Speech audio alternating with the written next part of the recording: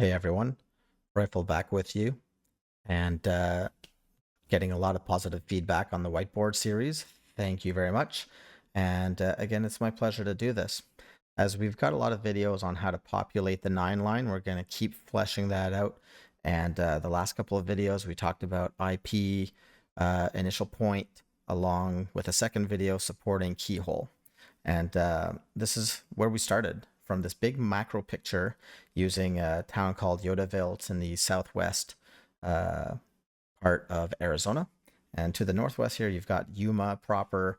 We're going to be coming down here for IP9 line. We talked about holding airplanes between two IPs, using San Fran as an IP for that 9 line. And then the circle here, again, demonstrating a ROZ or a restricted operations zone where the JTAC is in control of, surface to 25,000. And it's 5 nautical mile radius from the side. So as we begin to go more micro, now you can see that part we call Yodaville, a training area in Arizona.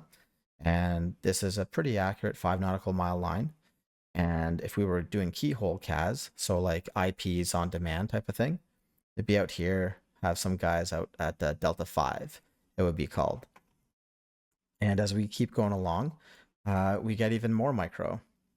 And here's the information we left off in the last whiteboard keyhole CAS presentation. We've got the village itself. We had a target up here that was a car. I've changed a couple of things, but here's what's not changing today. The JTAC position is at the northwest 300 meter OP, the same place, 300 meters from the button or the center of Yodaville itself. Today we've identified a target that's over here, and just our regular keyhole template down here, this white square, where we do have a player who's at Delta 5, right? So that's 270 of the echo point. And the echo point is going to be the target today. It could be the center of the town. It could be anything you want. But again, the echo point being an anchor of where you want to stack all your aircraft at various altitudes around the echo point. It's a great way to do aircraft deconfliction. And as we want to be able to have a final attack heading, let's take into consideration all the things that we know so far. Lines 1, 2, and 3, and this 9 lines Delta 5. All right. We're not using an IP. So lines 1, 2, and 3, Delta 5, target elevation 1, 2, 3, 4.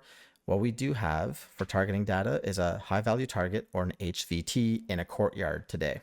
So targeting a little bit, but the pilots are the pros at this stuff. But I need to put a weapon in that courtyard to finish off this guy. Electronic warfare suites have been able to tell us that they have a positive identification or PID on the voice, and so now we can shack this guy. Target location, just made it up. Okay, and populate your line 6. We're going to be doing a talk on today, so it's just going to be a type of mark. Once he gets the sensors into that rough area, you just talk about where it is the bad guy is, and location of friendlies, right? It's working backwards, northwest 300 meters. We're going to be marked by a VS17 panel marker for a day strike.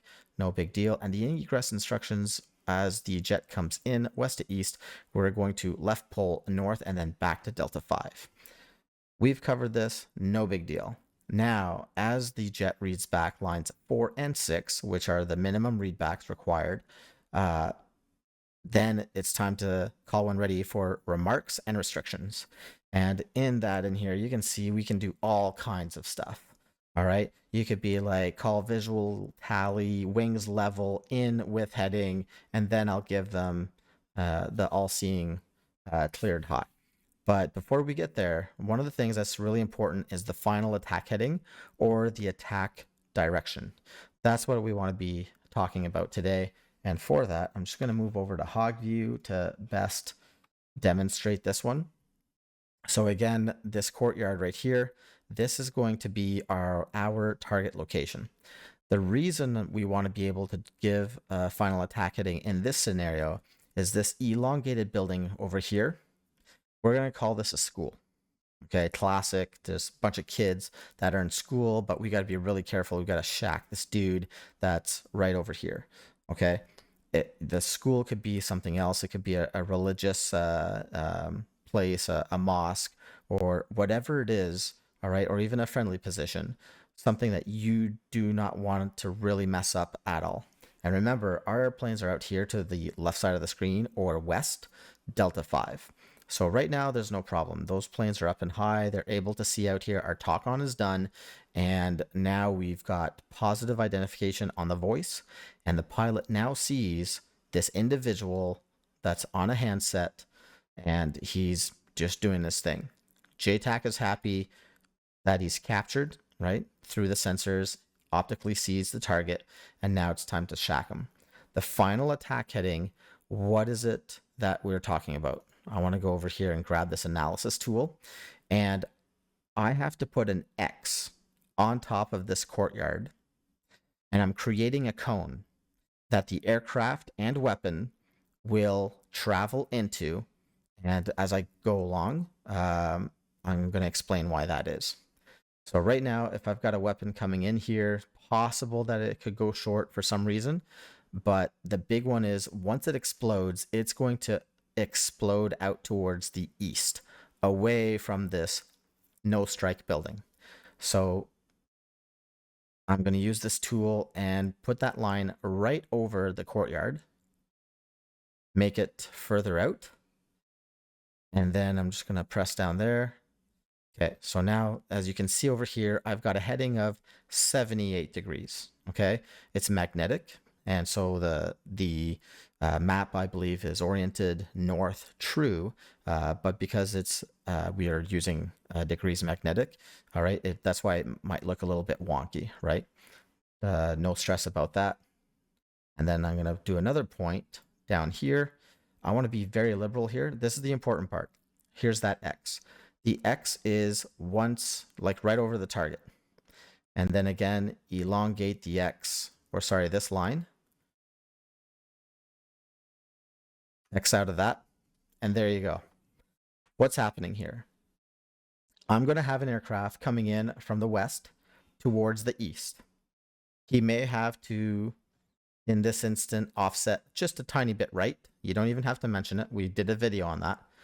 And what we need him to say, or the pilot, right, is his nose needs to be in between these 2 points so that the weapon, once it hits, the fragmentation will go away from this building that we said was a no-strike building. This is why we want to build a final attack heading in this situation.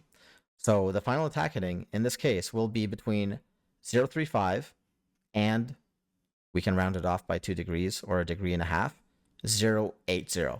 That is a very large cone. That is something that a proficient pilot should be able to hit every day and be able to get that done. That's the final attack heading. From here, cones could get very narrow if you've got danger close scenarios and stuff like that. If you're using a JDAM, a GPS guided munition, you can give it one heading because the JDAMs are able to come in on a heading as they know where they are in time and space. So example for this one, we could say, yeah, make your weapon attack heading 045, and the JDAM will go in there. You can even ask that it drops as near as possible to 90 degrees. So then it's just going to make a nice little circle of explosion inside to the, it's not super perfect, but I think you get the idea. And that's the final attack heading. Go ahead, please like, subscribe, share with your friends, and join us on the Discord, all things CAS and JTAC. Really appreciate all the support so far. And that completes another whiteboard on the final attack heading.